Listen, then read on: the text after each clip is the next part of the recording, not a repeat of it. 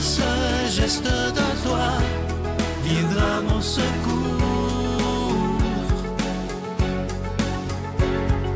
Viens semer dans mon âme le grain de l'amour.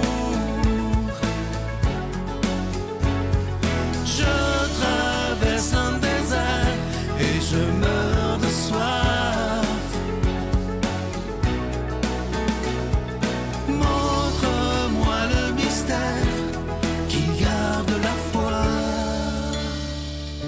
Bonjour, bienvenue à votre émission La Victoire de l'amour. Aujourd'hui, on rejoint Simon avec sa chronique et à l'homélie, ce sera Luc Faneuf.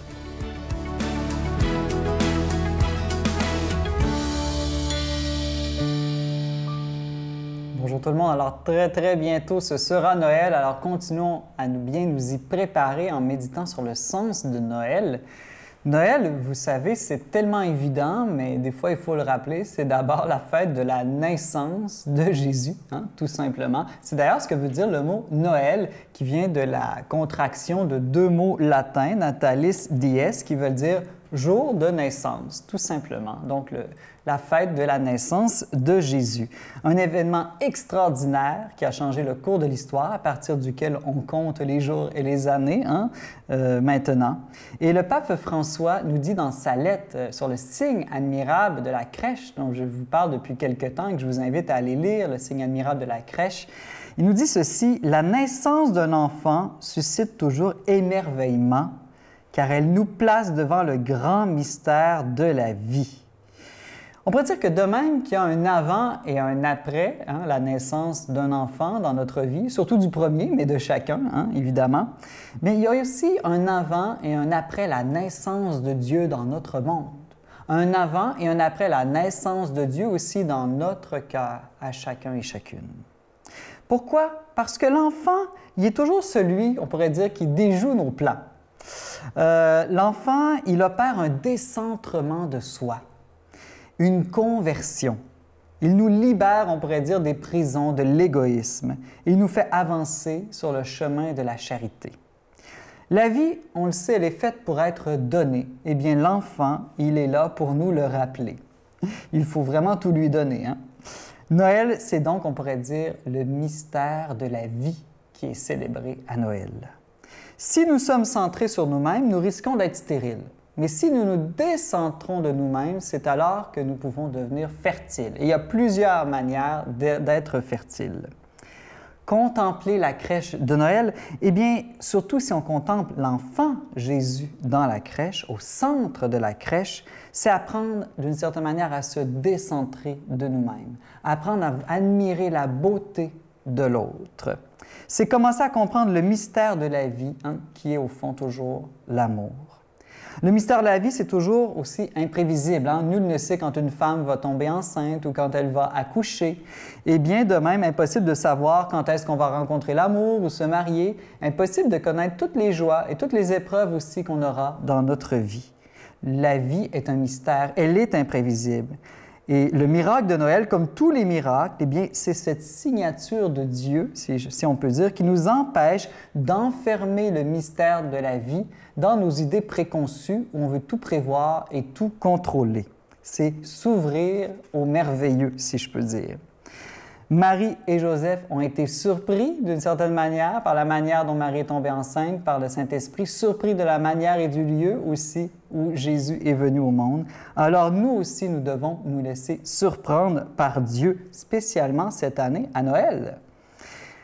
Je vous laisse en vous disant qu'il est tout à fait possible qu'on trouve Dieu là où on pense qu'il est impossible de le trouver, alors demeurez très attentifs.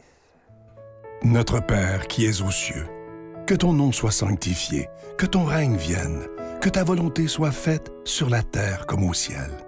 Donne-nous aujourd'hui notre pain de ce jour. Pardonne-nous nos offenses, comme nous pardonnons aussi à ceux qui nous ont offensés. Et ne nous laisse pas entrer en tentation, mais délivre-nous du mal, car c'est à toi qu'appartiennent le règne, la puissance et la gloire pour les siècles des siècles.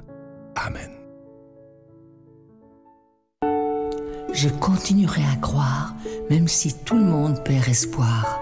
Je continuerai à aimer, Même si les autres parlent de haine, je continuerai à construire. Même si les autres détruisent, je continuerai à parler de paix, même au milieu d'une guerre. Je dessinerai des sourires sur des visages en larmes et je tendrai les bras à ceux qui se sentent épuisés. Oui, je continuerai à croire.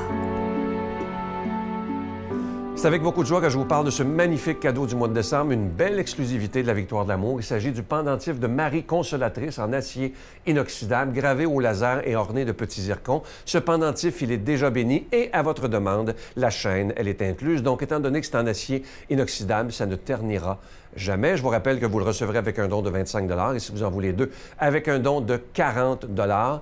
Merci de tout cœur de votre don spécial en cette période de Noël. Je vous donne l'adresse. La Victoire de l'amour, case postale 120, succursale Boucherville à Boucherville, le J4B 5E6, je vous la redonne. La Victoire de l'amour, case postale 120, succursale Boucherville à Boucherville, le J4B 5E6. Également par téléphone, par carte de crédit du lundi au vendredi de 8h30 à 16h30 dans le 514-523-4433, 523-4433 ou sans frais le 1-888-811-9291, 1-888-811-9291 et aussi sur notre site Internet, le www.lavictoiredelamour.org. Alors, je vous rappelle ce cadeau, le pendentif de Marie Consolatrice en acier inoxydable, gravé au laser et orné de petits zircons. Je vous rappelle qu'il est déjà béni, ce pendentif. L'ange de Noël est toujours disponible également, ce beau petit ange en épinglette en cristal également. Il est déjà béni. Et je prends le temps de vous remercier de tout mon cœur de votre don spécial de Noël cette année. Merci de donner des mains à la Providence. Merci d'être des protecteurs de la foi. Merci d'être des défendeurs de la foi parce qu'on en a réellement besoin. Et je terminerai en disant cette phrase que j'aime beaucoup. Merci de donner au bien, des moyens au bien afin qu'ils puissent se faire entendre.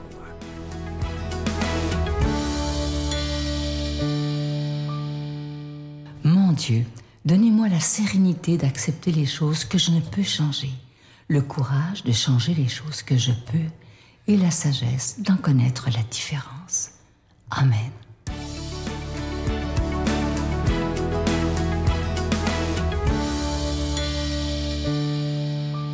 Bonjour, êtes-vous excité? Moi, je le suis.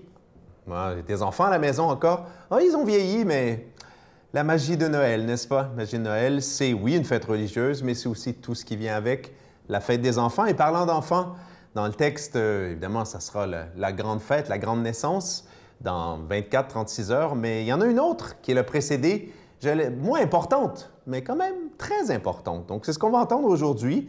Et on va demander à l'Esprit Saint, justement, le même qui a possédé la Vierge Marie, n'est-ce pas? Qui a possédé Jésus, demander à l'Esprit Saint de venir dans nos cœurs afin que, à quelques heures comme ça de Noël, il dilate notre cœur et le rende, ouvert à ce magnifique cadeau que Dieu nous fait. Quand arriva le moment où Élisabeth devait enfanter, elle mit au monde un fils. Ses voisins et sa famille apprirent que le Seigneur lui avait prodigué sa miséricorde et ils se réjouissaient avec elle. Le 8e jour, ils vinrent pour la circoncision de l'enfant. Ils voulaient le nommer Zacharie, comme son père. Mais sa mère déclara « Non, non, il s'appellera Jean. » On lui répondit « Mais personne dans ta famille ne porte ce nom-là. » On demandait alors par signe au père comment il voulait l'appeler. Il se fit donner une tablette sur laquelle il écrivit « Son nom est Jean. » Et tout le monde en fut étonné. À l'instant même, sa bouche, Zacharie, s'ouvrit, sa langue se délia. Il parlait et il bénissait Dieu. La crainte saisit alors les gens du voisinage et dans toute la montagne de Judée, on racontait tous ces événements. Tous ceux qui les apprenaient en étaient frappés et disaient « Que sera donc cet enfant? » En effet, la main du Seigneur était avec lui. Acclamons la parole de Dieu. Louange à toi, Seigneur Jésus. Et oui, 36 heures, grosso modo, de la fête de Noël.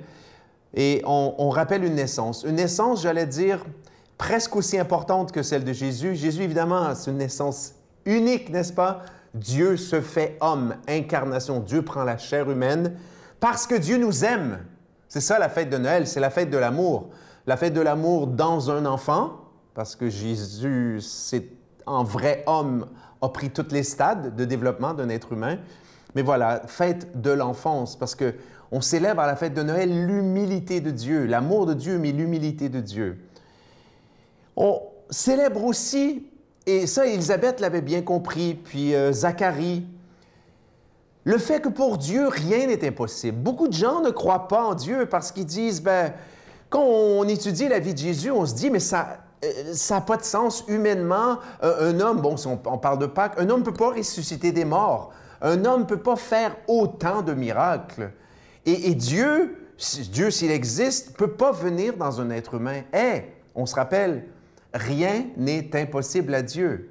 Rien n'est impossible à Dieu. Et c'est ce que nous rappelle 24 heures, mais dans la vérité, quelques mois avant la naissance de Jésus, c'est ce que nous rappelle le fait qu'Élisabeth tombe enceinte. Élisabeth, vieille dame, stérile, ces gens-là priaient, ils étaient des justes devant la loi, devant Dieu, et Dieu fait l'impossible. Élisabeth, dans un âge quand même assez avancé, tombe enceinte. Elle tombe enceinte de qui? Attention, ça va être Jean-Baptiste, n'est-ce pas? Donc, pas n'importe qui. Donc, déjà, ça nous rappelle que, et je me permets d'ouvrir un peu, chaque grossesse, chaque enfant est un don de Dieu. Et j'allais dire, on prend ça un peu pour acquis. Moi qui suis papa et qui a été papa 5 fois, à chaque fois, il fallait que je me replonge, puis que je ne prenne pas pour acquis que, oui, c'est normal que ma femme tombe enceinte. Chaque enfant est une bénédiction de Dieu. Et vous, beaucoup d'entre vous qui avez des enfants, vous savez à quel point chacune de l'annonce de ces grossesses-là, ça a été une joie, une bénédiction extraordinaire. Donc, pour Élisabeth, pour Marie aussi, parce qu'un enfant qui arrive, d'abord, c'est souvent, très souvent, le fruit d'un amour, mais c'est aussi une occasion d'aimer encore plus, de donner de l'amour, de recevoir de l'amour. Évidemment aussi, il y a des larmes des fois et beaucoup de souffrances qui viennent avec cela, mais c'est surtout l'amour. Or, Jean-Baptiste, voilà, Jean-Baptiste arrive par Élisabeth. Jean-Baptiste est un enfant miracle.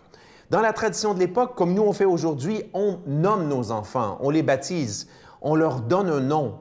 Mais ce qui est intéressant là, et ça va être intéressant pour Jésus, puis c'est intéressant pour chacun de nous, c'est que, oui, on peut peut-être avoir un nom humain. Il aurait dû s'appeler Zacharie. Attention!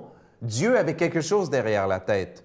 Une mission. Notre vrai nom, vous savez quoi? Notre vrai nom, pas le nom civil, on le reçoit de Dieu. Chacun et chacune d'entre vous avez, aux yeux de Dieu, un nom unique, qui n'est peut-être pas le nom que vos parents vous ont donné. Il y a cette relation d'amour unique et il y a surtout, comme on le voit dans le cas de Jean-Baptiste, chacun et chacune de nous avons été créés par amour pour Dieu parce que nous avons une mission à accomplir sur terre, une mission, notamment celle de recevoir Jésus et de témoigner de lui. Demandons à Dieu, qui est d'amour, de nous bénir, lui qui est Père, Fils, Saint-Esprit. Joyeux Noël! Je vous salue Marie, pleine de grâce. Le Seigneur est avec vous. Vous êtes bénie entre toutes les femmes, et Jésus, le fruit de vos entrailles, est béni. Sainte Marie, Mère de Dieu, priez pour nous pécheurs, maintenant et à l'heure de notre mort. Amen.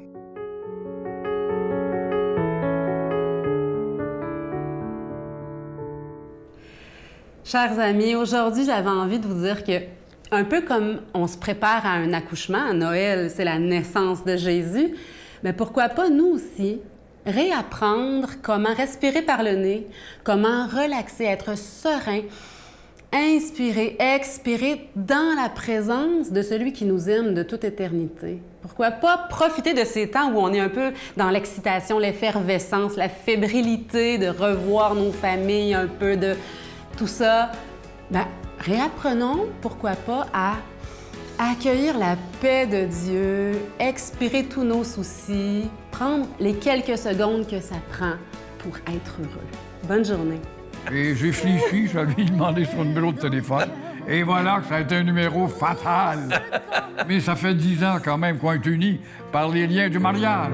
C'est Noël dans les mains de celui qui partage notre pain.